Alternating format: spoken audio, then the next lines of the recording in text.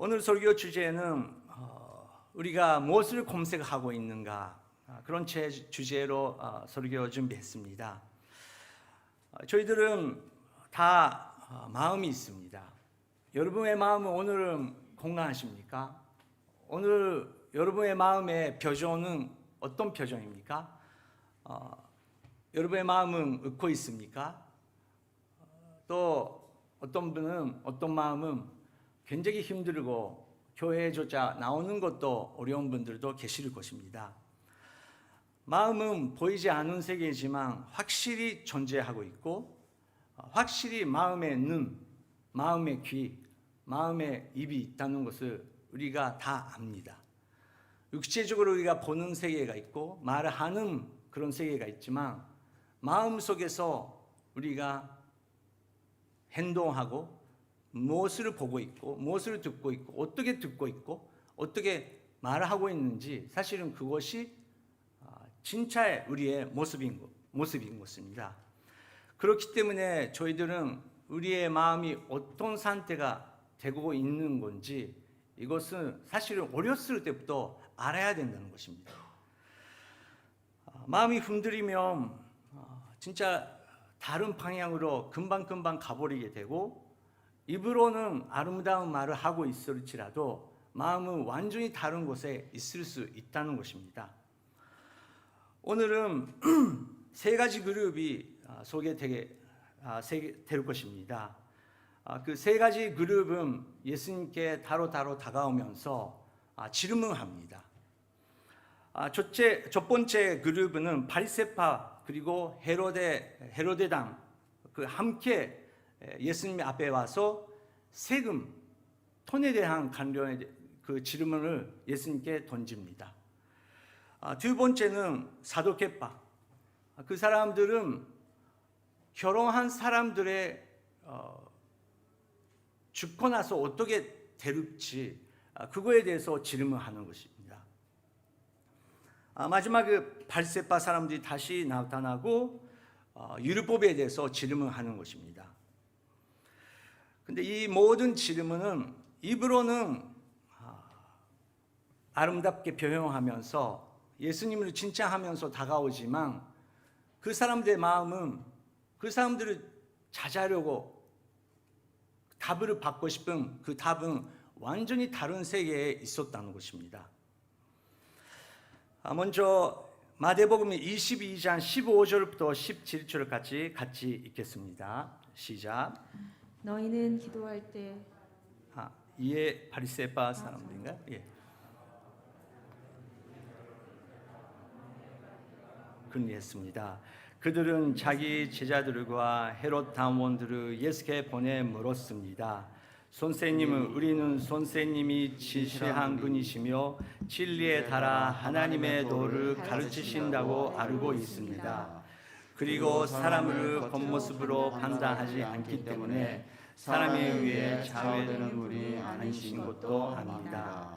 그러니 말씀해 주십시오. 선생님의 의견은 어떻습니까?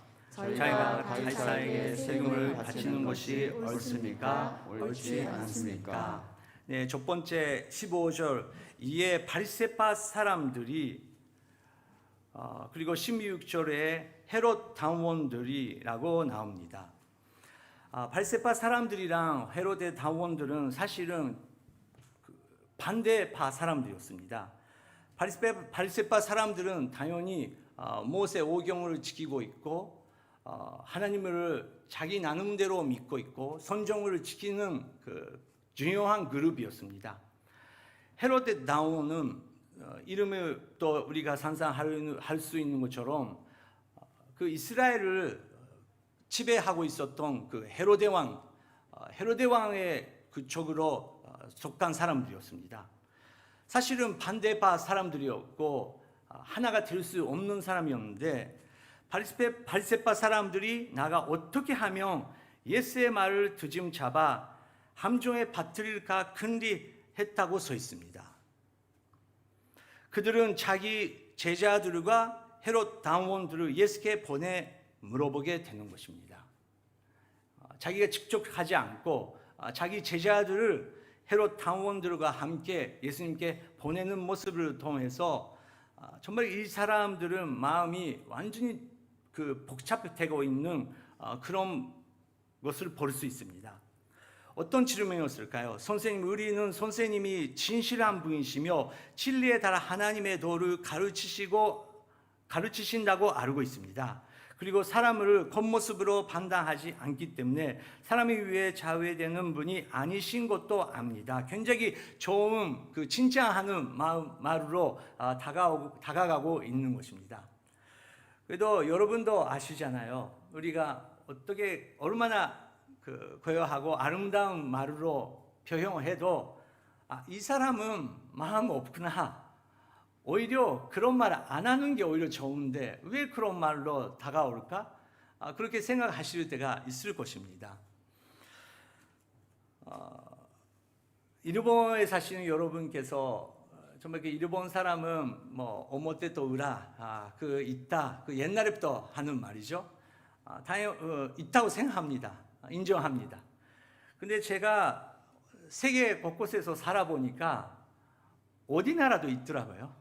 표현하는 방법이 다른 분이죠. 스트레이트하게 말하는 것처럼 보이지라도 결국은 마음은 다른 곳에 있다는 그런 세계에는 어디 나라도 있다는 것은 볼 수 있습니다.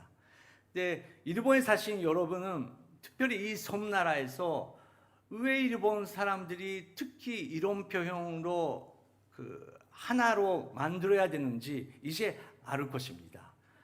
그것을 이해하시면서 이 일본 사람의 마음을 정말 잘 녹화하시는 분들도 계시더라고요.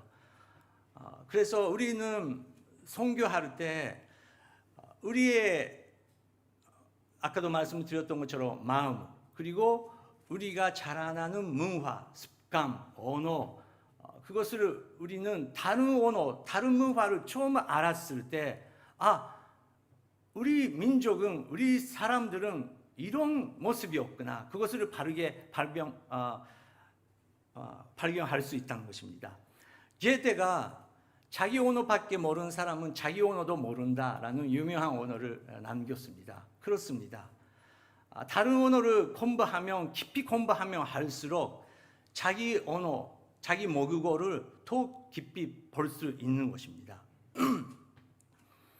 바리새파 사람들이 헤로데 당원들은 그 세계 아직 모르고 예수님조차 그 사람은 예수님 앞에서 거짓말을 할 수 있다고 생각했던 것입니다.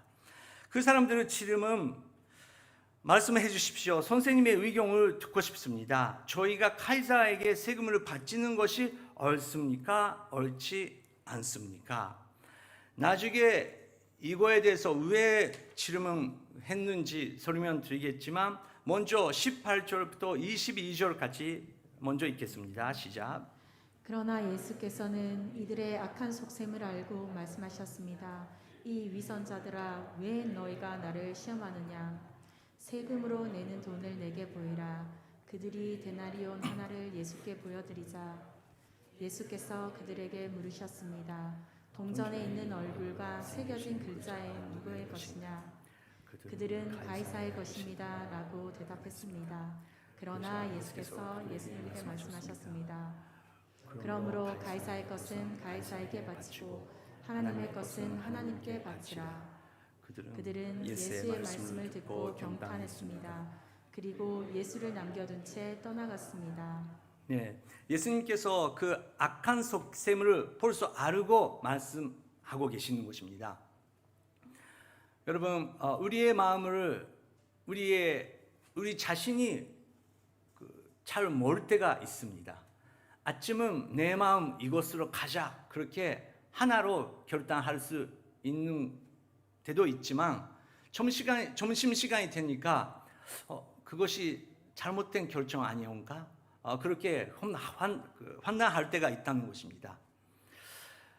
누군가가 우리의 마음을 깊은 것을 복잡한 우리의 마음을 다 알고 계신다면 얼마나 그것은 축복합니까? 좋은 마음도 그렇고 다른 사람을 보이지 않은 악한 그 속셈도 알고 계신 분 계신다고 하면 얼마나 그것은 축복합니까? 그런데 그 다 알고 계시는 분이 예수 그리스도라는 것입니다.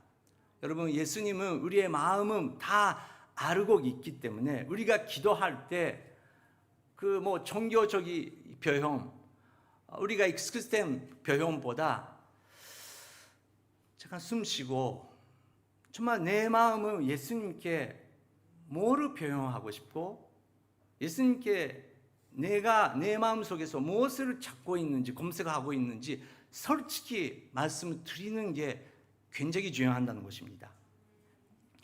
그것을 못한 사람들에게 예수님께서 이 위선자들아 왜 너희가 나를 시험하느냐? 왜 너희가 나를 시험하느냐? 여러분, 우리의 기도도 이거 굉장히 조심해야 됩니다. 우리가 예수님 주님을 찬양합니다. 주님만 저희 주님입니다 라고 고백하면서 결국은 내가 원하시고 싶은 것을 주님이 해달라고 하면 주님이 아닌 거죠. 그때 예수님께서 왜 너희가 나를 시험하느냐? 그렇게 예수님께서 말씀하실 수 있다는 것입니다.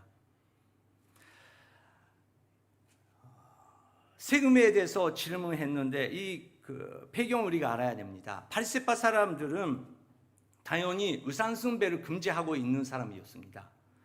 그리고 이스라엘에서 그 돈정 화폐에 대해서 아직 발달을 못하고 있었는데 당연히 헬라 그리고 로마 거기서 화폐가 계속 그 발전되고 있는 그런 시대입니다.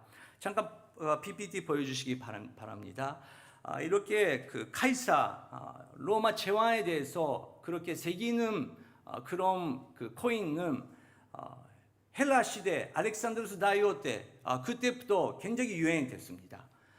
그리고 왕들이 자기의 그 권력, 자기의 존재감을 보여주기 위해서 그 화폐에 자기의 얼굴 그렇게 새기는 것입니다. 바리새파 사람들은 우상 숭배를 금지하고 있기 때문에 우리 하나님의 그 존재조차 우리는 그렇게 새기지 않은 건데 이것은 우상 숭배다. 우리는 그 돈정을 사용할 수 없다.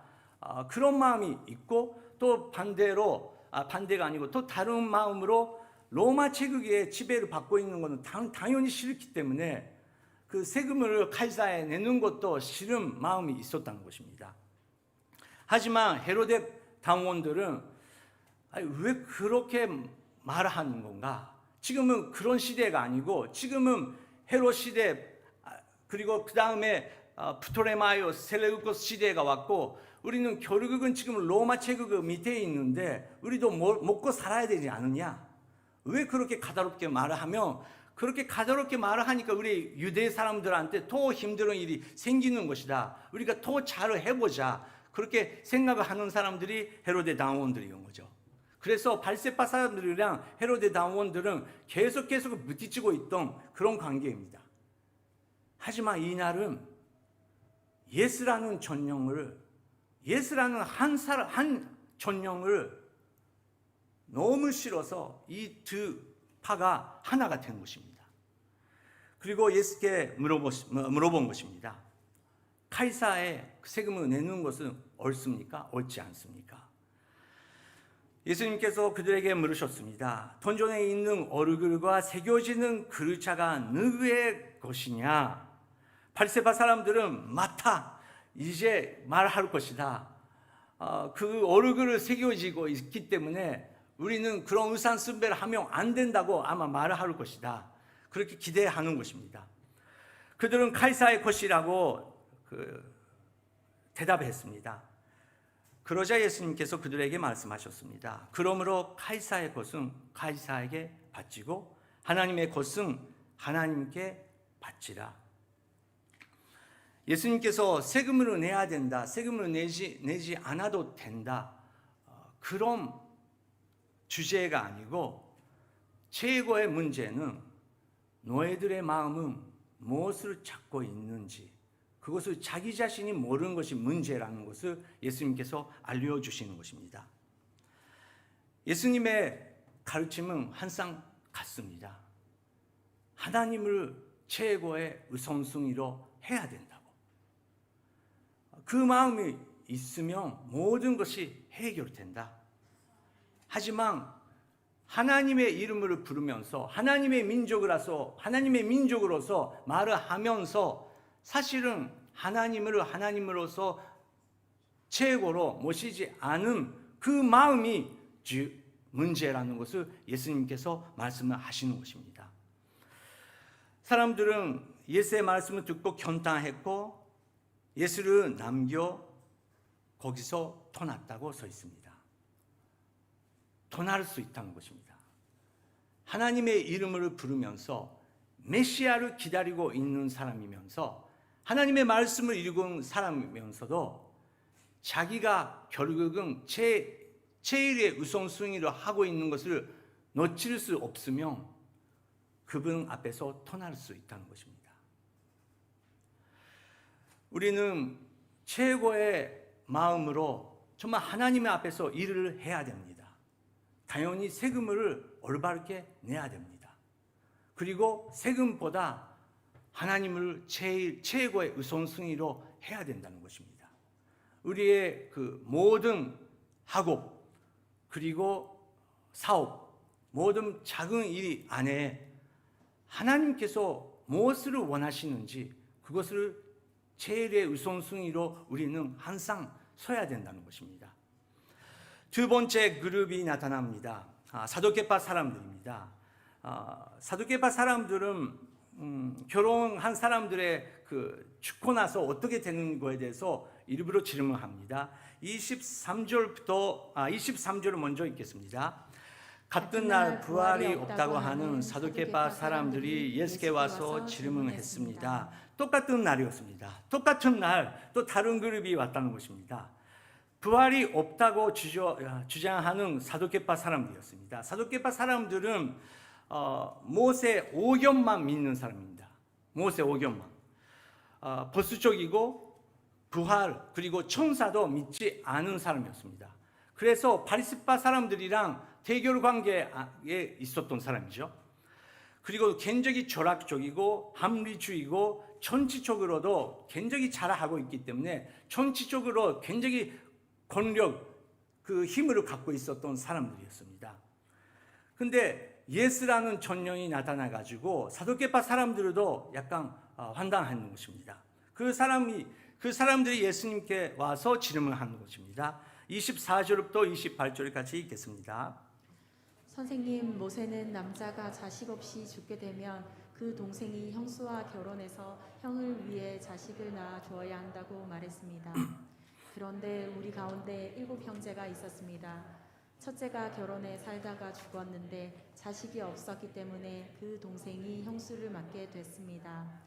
그런데 둘째에게도 셋째에게도 계속해서 7째 이르기까지 똑같은 일이 일어났습니다.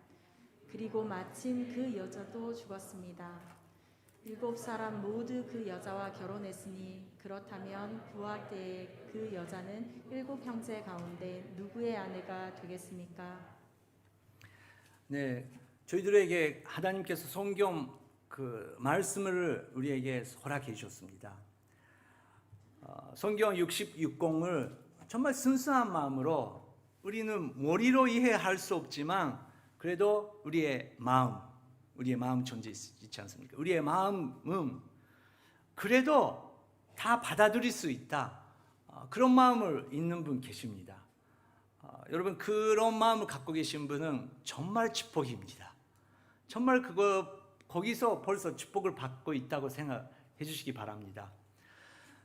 저는 믿고 있다. 그래도 마음속에 질문이 있다. 어떻게 예수님은 물 위에 걸어갈 수 있을까? 창조에 하나님께서 일주일 안에 모든 것을 창조해 주셨다고 하는데 그래도 고고학적으로 보면 역사적으로 바라보면 과학적으로 바라보면 어떻게 그것을 맞출 수 있을까? 그렇게 합리적으로 생각할 때 대답이 찾기가 어려운 질문을 하시는 분들도 계십니다. 여러분 그 마음도 소중하게 여기시기 바랍니다. 뭐 어떻게 질문이 있는데 질문할 수밖에 없죠. 어떤 기독교인들은 너무 중세에 그 교회 그리고 과학자들의 가르침을 통해서 나타나는 그 영향 때문에 과학은 굉장히 악한 것이다. 과학은 믿음을 가라앉히는 것이다. 그렇게 생각하시는 분들도 계시고, 아니다. 과학을 통해서 이 우주가, 이 지구가, 우리의 육체가 어떻게 얼마나 하나님께서 세미하게 창조해 주시고 얼마나 하나님께서 사랑을 가지시고 만들어 주시는지 그것을 과학을 통해서 표현하시는 분들도 계신다는 것입니다. 하지만 우리가 솔직하게 우리의 마음을 나는 내 마음은 하나님 말씀 앞에서 지금 어떤 상태인가 그것을 솔직히 인정하는 것이 중요하다는 것입니다. 근데 사도계파 사람들은 부활도 믿을 수 없고 모세 오경밖에 믿지 않고 천사라는 존재가 어떻게 있을 수 있을까? 그런 마음으로 시작된 그런 그룹인데 굉장히 힘이 있었습니다. 경제적으로도 있었고 그 그룹 안에 있으면 일단 먹고 살기, 앞으로 20년, 30년 그리고 자기 아들, 자기 자녀들도 그 파에 들어가게 하면 일단 안정하게 살 수 있겠지, 그렇게 생각할 수 있는 그 강력한 그룹이었다는 것입니다. 그렇기 때문에 정말 그 천사를 믿을 수 없다 그렇게 말을 하는 사도계파 사람들이 있었고, 사도계파 속에서도 무엇을 믿고 있고 무엇을 의심하고 있는지 모르는 사람들도 있었다는 것입니다. 그래서 그런 마음이 혼란하게 됩니다. 예를 들어서 예수님 무릎 위에서 어떻게 걸어갈 수 있냐, 그것을 과학적으로 설명하시는 분들도 계시고, 그것을 절대 그런 거 있기 때문에 나는 성경을 믿지 않겠다. 어떻게 전혀 결혼하지 않은 마리아가 임신할 수 있는 건지 그것을 믿을 수 없는 사람들도 있다는 것입니다. 거기서 나타나는 여러 가지 질문을 던지는 게 있지 않습니까? 그런 질문입니다. 어떤 사람이 있었는데 그 사람의 어떤 여자가 있었는데 그 남편이 죽었다. 근데 모세가 가르치는 레비라도 그런 법을 통해서 남편 죽으면 그 여자를 지키기 위해서 그 동생이 그 여자랑 그 형수님이랑 결혼을 해야 된다.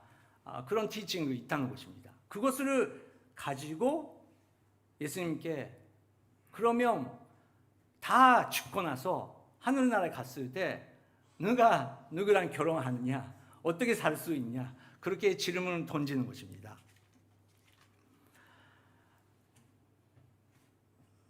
저는 그 티베트 민족들이랑 계속해서 같이 살고 선교를 했기 때문에 죄송합니다. 제가 한국어로 그 단어를 모르는 건데, 아마 많은 분들이 이 유대 사람들처럼 한 남자가 있고, 이거랑 반대죠. 한 남자가 있고 많은 그 아내들이 있다는 그런 거를 있지 않습니까? 모르몬교도 그렇죠.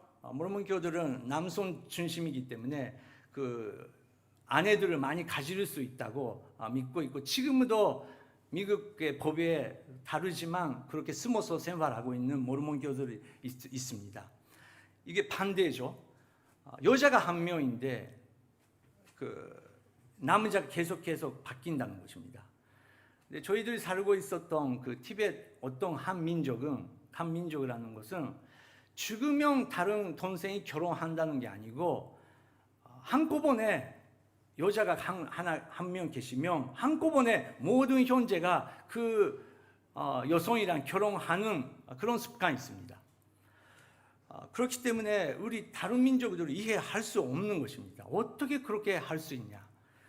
근데 우리가 살고 있었던 아파트 위에 그 가족이 살고 있었습니다. 근데 우리 와이프는 여자이기 때문에 그 와이프랑 되게 친구가 됐어요. 친구가 되면 우리는 당연히 그 질문 던집니다. 어떻게 한 남자라도 나는 힘드는데 당신 어떻게 그렇게 많은 남자들이랑 살 수 있냐? 그렇게 질문하는데 대부분 사람들은 그래도 우리 간민족은 그 형제가 사이좋게 사는 것이 굉장히 중요하기 때문에 한 여자를 그 중심으로 사는 것이 우리가 얼마나 가족이 일치가 되고 있는 것을 표현한다는 것입니다. 그렇게 다 설명하는데 하지만 시간이 지나면 결국은 인간 똑같습니다.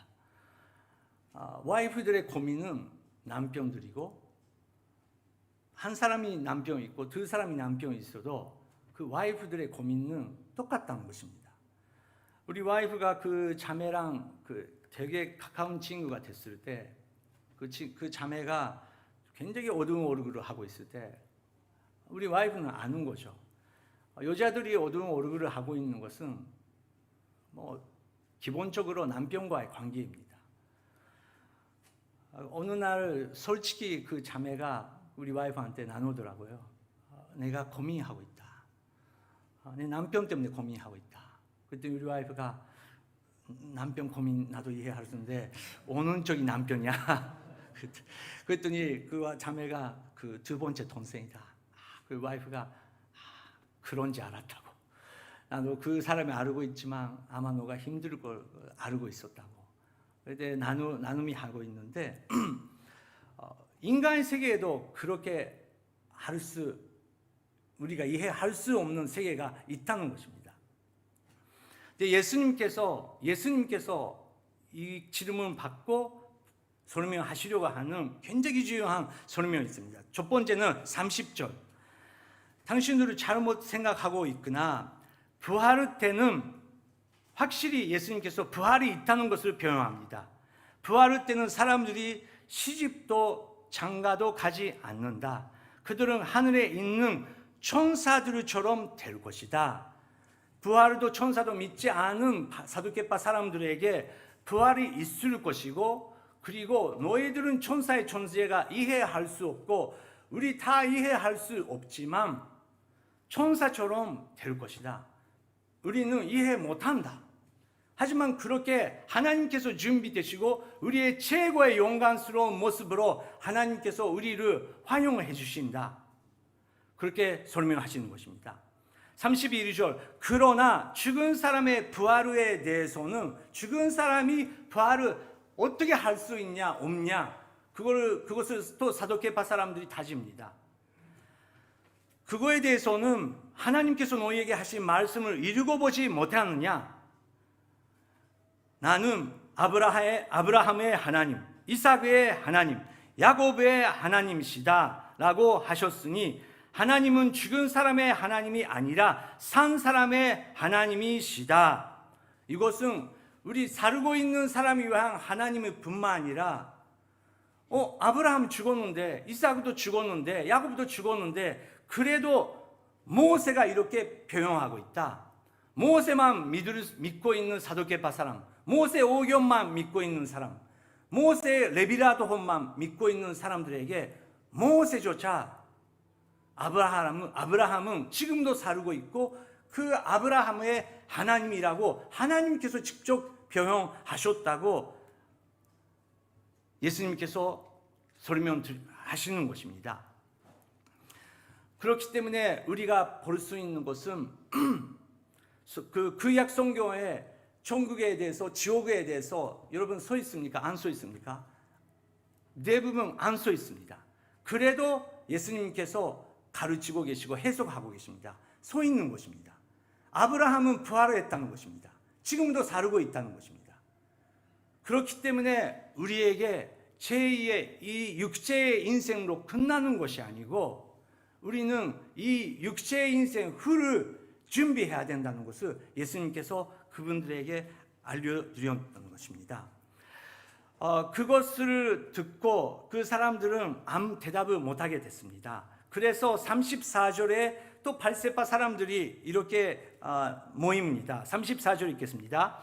예수께서 사두개파 사람들의 마른 문을 막으셨다고 소문을 듣고 바리새파 사람들이 함께 모였습니다. 네, 계속해서 인간의 세계는 나타납니다.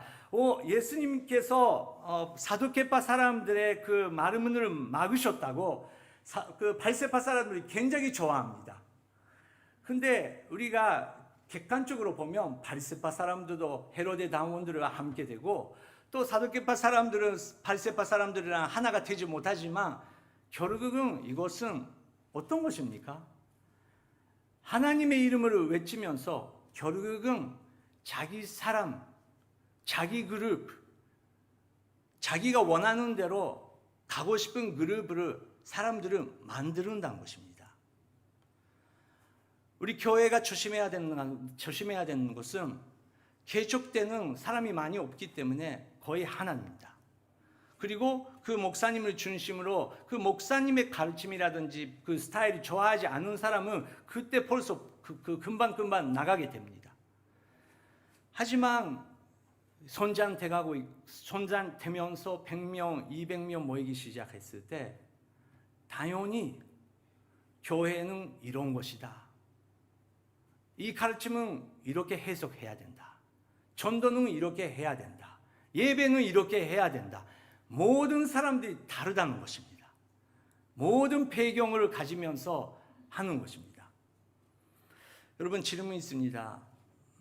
제가 그 네팔에 살고 있을 때 남아시아에서 그 어떤 학교에서 훈련 받고 네팔에 오시는 그 현지인 만났어요. 네, 그 현지인께서 한국어를 하나도 모르거든요.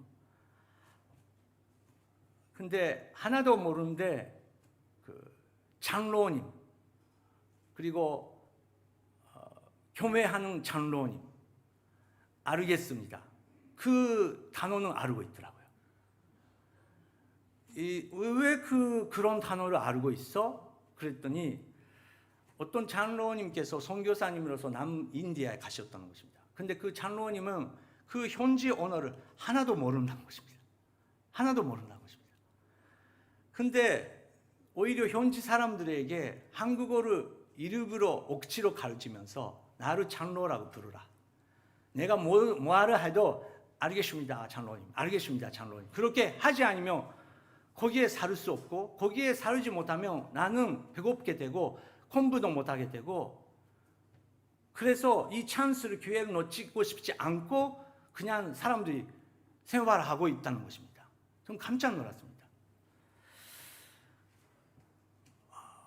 우리의 생각대로 성경은 이런 것이다. 근데 하나님 앞에 우리가 모두 다 섰을 때 다 백성 사람은 하나도 없다는 것입니다. 그래서 한국분은 한국 교회를 가지면서 그 배경을 가지면서 현지에 들어갑니다. 일본에서도 마찬가지입니다. 일본 안에서도 한국 분위기의 교회를 만들려고 합니다. 일본 사람도 마찬가지입니다. 저도 그 배경밖에 없기 때문에 선교지에 가면 일본 교회 은혜를 받았던 그것을 가지면서 하려고 합니다. 근데 우리 선교사는 어느 시점에 오면 다 내려야 되는 그 시점을 들어갑니다. 내가 경험했던 교회의 문화가 아니고 현지인들이 생각하는 교회의 그런 문화가 아니고 정말 한 가지 예수님께서 뭐를 원하시는지 그것을 통해서 우리가 하나가 되자. 그것을 경험했을 때 예수님의 교회가 그때 처음으로 탄생한다는 것입니다. 하지만 바리새파 사람들은 그것을 모릅니다. 그래서 율법 안에서 제일 중요한 것은 무엇입니까? 결국은 신학 전쟁입니다.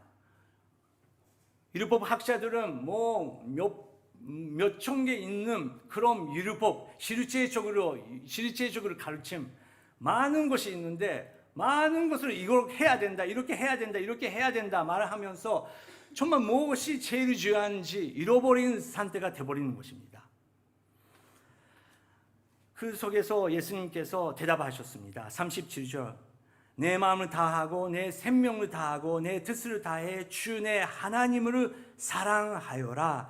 이것이 가장 중요하고 으뜸되는 계명이다. 그리고 두 번째, 그리고 둘째 계명도 이와 같다. 내 이웃을 내 몸처럼 사랑하여라. 모든 율법과 예언자들의 말씀이 이 두 계명에 나온 것이다. 여러분, 질문이 있습니다. 우리는 우리 아이들에게, 우리 자녀들 그리고 학생들에게 교회 나가면 좋겠고, 성경 열심히 읽어주면 좋겠고, 세례 받으면 좋겠고, 그런 기대감이 있습니다. 근데 왜 그렇게 생각하십니까? 아이들을 헤매하면 안 됩니까? 아이들을 질문하면 안 됩니까? 아이들을 마음속에 있는 솔직한 마음으로 엄마, 아빠, 나는 지금 교회 가고 싶지 않다. 그렇게 표현하면 안 됩니까? 왜 안 돼요? 정말 그 아이가 하나님을 사랑하는 건지 안 하고 있는지 걱정을 해서 그런 것인지. 우리의 제명, 아니 내가 집사인데, 집사 가족이 아이들이 다 나가야죠. 아니 우리가 목사인데, 선교사인데 당연히 우리 아이들이 목사가 돼야지, 신학교 가야지. 근데 그것은 정말로 마음속에 예수님 앞에 나타나는 마음인지 아닌지 언젠가는 심판받을 것입니다. 저는 자기 자신이 헤매했던 사람이기 때문에 16살 때부터 술을 마시기 시작하고 교회를 이제 나가지 않고, 저는 금리학교 5학년 때 일단 세례를 받았습니다. 세례 받은 이유가 전에도 말씀을 드렸지만 두려움 때문에 세례 받은 거예요. 근데 16살 때부터 헤매기 시작했고, 하지만 19살 때 미국 할리우드, 교회도 없고 성경 공부도 없고 기독교 친구가 없는 가운데서 아파트 혼자 있을 때 성령님께서 나의 마음을 만지셨어요. 그리고 성령님께서 보여주시는 것은 나한테 죄가 있구나, 내가 잘못 살아왔구나, 그것을 알려주셨더라고요. 근데 왜 그 기본이 있었다고 생각하면 당연히 우리 부모님의 가르침, 그리고 저는 저희 부모님에게 감사하는 것은 저에게 그렇게 생각하는, 그렇게 자유스럽게 움직이면서 내가 가를 때까지 가를 수 있는 자유를 주셨다는 것입니다. 그래서 저는 혼자 있을 때 하나님을 1대1로 만날 수 있었던 기회를 얻었습니다.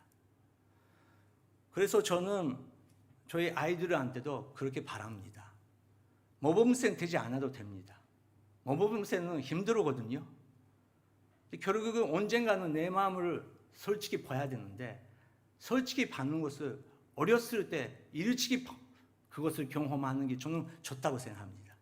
그래야 예수 그리스도의 십자가로 경험할 수 있기 때문에 그렇습니다.